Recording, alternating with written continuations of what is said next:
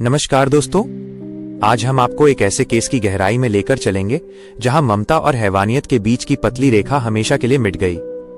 ये कहानी है विश्वासघात की, जिसने पूरे देश को झकझोर दिया। कोन्नगर, पश्चिम बंगाल, यहां 8 साल के मासूम श्रेयांशु शर्मा की लाश मिली।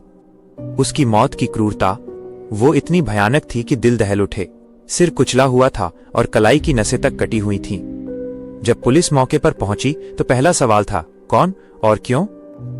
घर में जबरन एंट्री का कोई निशान नहीं था, लूटपाट नहीं हुई थी, सारे कीमती सामान सुरक्षित थे।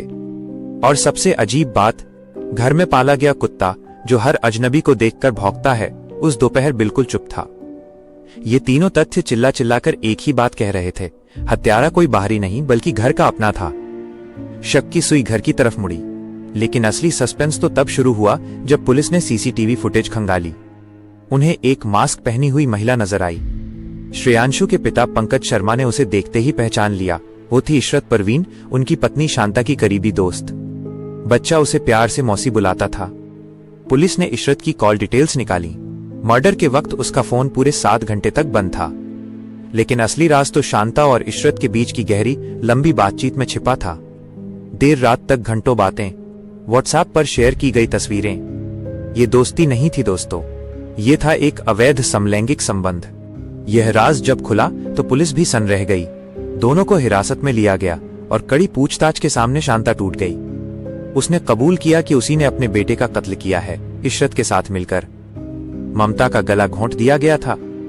वजह सिर्फ बदनामी का डर। श्रेयांशु स्कूल से लौटा और उसने अपनी मां शांता और इशरत को आपत्तिजनक स्थिति में देख लिया था। बस इतनी सी बात। शांता को लगा कि उसका बेटा ये गंदा राज कहीं खोल न दे। अपने नापाक रिश्ते को बचाने के लिए, अपनी झूठी इज्जत बचाने के लिए, उस मां ने ममता का कत्ल कर दिया। उन्होंने उस मासूम पर अमानवीय अत्याचार किए। सिर को दीवार, टेबल और मूर्ति से कुचला गया। और जब बच्चा तड़प रहा था तो चाकू लाकर उसकी नसें काट दी गईं। वार इतने जोरदार थे कि चाकू तक मुड़ गया। एक मां से ऐसी उम्मीद नहीं होती।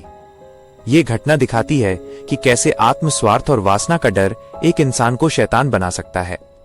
श्रेयांशु के पिता पंकज शर्मा ने अदालत के बाहर खड़े होकर मांग की थी कि दोनों दोषियों को फांसी दी जाए। यह केस एक कड़वा सच है। कभी कभी सबसे सुरक्षित रिश्ता ही सबसे खतरनाक साबित होता है। और ये वो कहानी है जो हमें हमेशा याद दिलाएगी कि विश्वासघात का दर्द कितना गहरा हो सकता है।